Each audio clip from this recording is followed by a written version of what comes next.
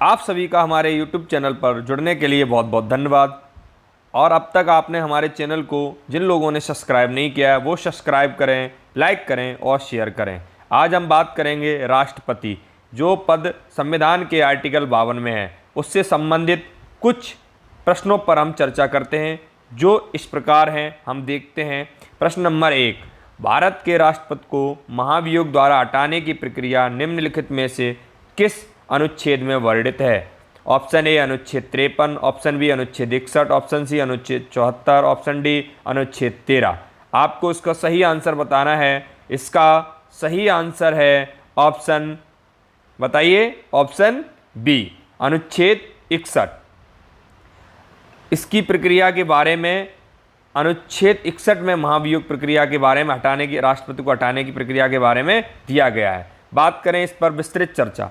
अनुच्छेद 56 के खंड ए के उपखंड खा के अनुसार संविधान का अतिक्रमण करने पर राष्ट्रपति को अनुच्छेद 61 में उपबंधित रीत से संसद द्वारा चलाए गए महाभियोग के माध्यम से पद से हटाया जा सकता है। अनुच्छेद 61 में राष्ट्रपति पर महाभियोग चलाने की प्रक्रिया के बारे में दिया गया है और 56 में अतिक्रमण राष्ट्रपति करेगा, उसके बारे में दिया गया है। बात करें प्रश्न नंबर 2, भारत के राष्ट्रपति पर महाभियोग चलाने के लिए कम से कम कितने दिन पूर्व की सूचना आवश्यक है? Option A 7, option B 14, option C 21, option D 30 दिन। इसमें आपको सही आंसर बताना है। इसमें सही आंसर है आपका ऑप्शन बी। कितने दिन पहले? 14 दिन पहले आपको राष्ट्रपति को सूचित करना होगा। आपको ये बताना होगा कि आपने इस तरीके से संविधान का अतिक्रमण या उल्लंघन किया है। इस पर हम करते हैं विस्तृत चर्चा। भारत के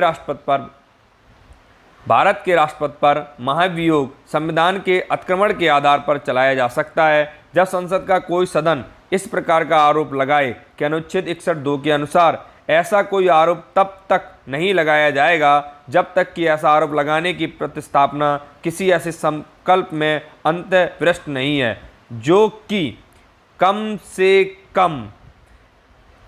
कम 14 दिन की ऐसी लिखित सूचना दिए जाने के पश्चात प्रस्तावित न किया गया हो। इस प्रकार 14 दिन की अग्रिम सूचना के साथ ही संकल्प पर सदन की कुल संख्या के कम से कम 1/4 सदस्य के हस्ताक्षर भी होने चाहिए। अब बात करें प्रश्न नंबर 3 की। भारत में राष्ट्रपति की मृत्यु, पद त्याग अथवा हटाए जाने पर पद में हुई रिक्त को भरने की समय सीमा क्या है? ऑप्शन ए 1 माह, ऑप्शन बी 9 माह, ऑप्शन सी 3 माह, ऑप्शन डी 6 माह। आपको इसका सही आंसर बताना है। इसका सही आंसर है ऑप्शन डी। कितने माह? 6 माह के अंदर आपको राष्ट्रपति, इन कारणों से अगर पद खाली होता तो आपको भरना होगा। कितने माह के अंदर? 6 माह के अंदर। विस्तृत चर्चा। संविधान के अनुच्छेद 62(1) के अनुसार राष्ट्रपति की पदावधि की समाप्ति में हुई रिक्त को भरने के लिए निर्वाचन पदावधि की समाप्ति से पहले ही पूर्ण कर लिया जाएगा। अनुच्छेद 62(2) के अनुसार यदि रिक्त राष्ट्रपति की मृत्यु, पदत्याग या पद से हटाए जाने के कारण हुई है तो उसके रिक्त को भरने के लिए निर्वाचन रहित होने की तारीख के पश्चात यथाशीघ्र और प्रत्येक दशा में 6 माह बीतने से पहले किया जाएगा। राष्ट्रपति का पद 6 माह के भीतर हर हालत में क्या कर दिया जाएगा? भर दिया जाएगा। बात करें अगले प्रश्न की। प्रश्न नंबर 4। प्रश्न नंबर 4 क्या कहता है, देखते हैं। यदि मृत्यु, त्यागपत्र अथवा हटाए जाने की स्थिति में भारत के राष्ट्रपति का पद रिक्त हो जाए तो उस पद का कार्यभार कौन संभालेगा?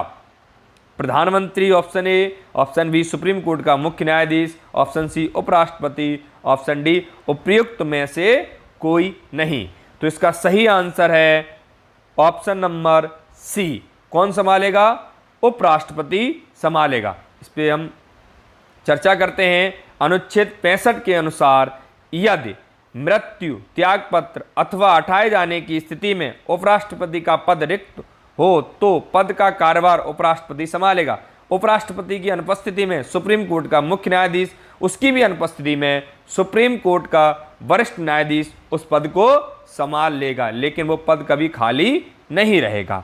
अब बात करें अगले प्रश्न की। अगला प्रश्न क्या कहता है, भारत का कार्यपालिका अध्यक्ष कौन है? ऑप्शन ए भारत का राष्ट्रपति, ऑप्शन बी प्रधानमंत्री, ऑप्शन सी विरोधी दल का नेता, ऑप्शन डी भारत सरकार के मुख्य सचिव। आपको इसको सही आंसर बताना है। अध्यक्ष कौन होता है? भारत का राष्ट्रपति। तो इसका ऑप्शन कौन सा सही है? Option A. ऑप्शन ए इसका क्या है? सही है। इस पे करते हैं विस्तृत चर्चा। अनुच्छेद 53(1) के अनुसार संघ की कार्यपालिका शक्ति राष्ट्रपति में निहित होगी, जिसका प्रयोग वह संविधान के अनुसार या तो स्वयं या अपने अधीनस्थ अधिकारी द्वारा करेगा। इस प्रकार भारतीय संघ का कार्यपालिका का अध्यक्ष राष्ट्रपति होता है। कार्यपालिका का अध्यक्ष कौन होता है? राष्ट्रपति होता है। अब हम चलते हैं अगले प्रश्न पर। अगला प्रश्न क्या कहता है, देखते हैं। संविधान के निम्नलिखित अनुच्छेदों में से किस एक के अंतर्गत संघ की कार्यपालिका शक्ति राष्ट्रपति में निहित है? ऑप्शन ए अनुच्छेद 51, ऑप्शन बी अनुच्छेद 52, ऑप्शन सी अनुच्छेद 53, ऑप्शन डी अनुच्छेद 54। तो इसका सही आंसर आप लोग बताएंगे। इसका सही आंसर है अनुच्छेद सी, वो अनुच्छेद 53, ऑप्शन सी। इससे हमने पहला वाला जो 5वां प्रश्न देखा था उसमें इसकी विस्तृत चर्चा हो गई थी, इसलिए इस पर चर्चा नहीं करेंगे। बात करें अगले प्रश्न की। राष्ट्रपति लोकसभा को भंग कर सकते हैं, कैसे कर सकते हैं देखते हैं। भारत के प्रधान न्यायाधीश की अनुशंसा पर, बी लोकसभा की अनुशंसा पर, सी केंद्रीय मंत्रिमंडल की अनुशंसा पर, या डी राज्यसभा की अनुशंसा पर। आपको सही आंसर बताना है। इसका ऑप्शन सही है सी, केंद्रीय मंत्रिमंडल की अनुशंसा पर। तभी आप राष्ट्रपति का पद, वो लोकसभा राष्ट्रपति के पद को भंग कर सकता है। विस्तृत चर्चा। अनुच्छेद 85(2) ख के अनुसार राष्ट्रपति लोकसभा भंग कर सकता है, किंतु राष्ट्रपति शक्ति अनुच्छेद 74(1) के अधीन है, अर्थात वह ऐसा केंद्रीय मंत्रिमंडल की अनुशंसा पर ही कर सकता है। अगला प्रश्न देखते हैं। अगले प्रश्न में क्या कहा गया है वो हम देखेंगे। प्रश्न नंबर 8 जो इस प्रकार है, देखिए अपनी स्क्रीन पर। लोकसभा और राज्यसभा की संयुक्त बैठक किसके द्वारा आयोजित की जाती है? ऑप्शन ए राष्ट्रपति द्वारा, ऑप्शन बी लोकसभा के अध्यक्ष द्वारा, ऑप्शन सी संसद द्वारा, ऑप्शन डी राज्यसभा के सभापति द्वारा। तो इसका सही आंसर है ऑप्शन नंबर आपका ए। किसके द्वारा संयुक्त बैठक को आहुत किया जाता है? राष्ट्रपति के द्वारा किया जाता है। बात करें प्रश्न नंबर 9। भारतीय संविधान के किस अनुच्छेद के अंतर्गत राष्ट्रपति संसद के दोनों सदनों द्वारा पारित किसी बिल पर अपनी स्वीकृति रोक सकता है? अनुच्छेद 63, अनुच्छेद 108, अनुच्छेद 109, अनुच्छेद 111। तो इसका सही आंसर आप बताएंगे। ऑप्शन नंबर डी इसका सही है, अनुच्छेद 111 के द्वारा। अगर हम इस प्रश्न पर विस्तृत चर्चा करें, देखिए ये प्रश्न क्या कहता है, तो देखते हैं। देखिए अपनी स्क्रीन पर। भारतीय संविधान के अनुच्छेद 111 के अंतर्गत यह प्रावधान किया गया है कि राष्ट्रपति संसद के दोनों सदनों द्वारा पारित विधेयक पर अपनी स्वीकृति प्रदान करेगा या अपनी स्वीकृति रोक लेगा, अथवा विधेयक को पुनर्विचार हेतु सदनों को लौटा सकेगा। लेकिन अगर धन विधेयक है तो वो ऐसा नहीं करेगा, पुनर्विचार के लिए वह नहीं लौटाएगा। उसको मानना, धन विधेयक को पास करना क्या है? बाध्य है। अब बात करें अगले प्रश्न की। प्रश्न नंबर 10 जो हमारी इस वीडियो का अंतिम प्रश्न है।